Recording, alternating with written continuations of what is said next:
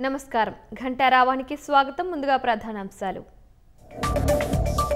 రాష్ట్ర వ్యాప్తంగా 31 మంది మావోయిస్టులు అరెస్ట్ ఏకకాలంలో దాడులు చేసిన పోలీసులు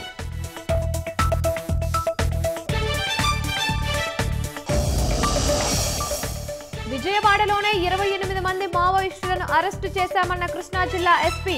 న్యూ ఆటోనగర్ ను షెల్టర్ జోన్ గా మార్చుకున్నారని వెల్లడి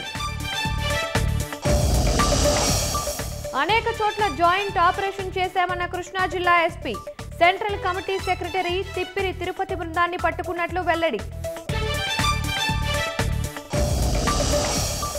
మావోయిస్టు పార్టీ చరిత్రలో భారీ ఎదురుదెబ్బ అగ్రనేత హిడ్మా సహా 6 మృతి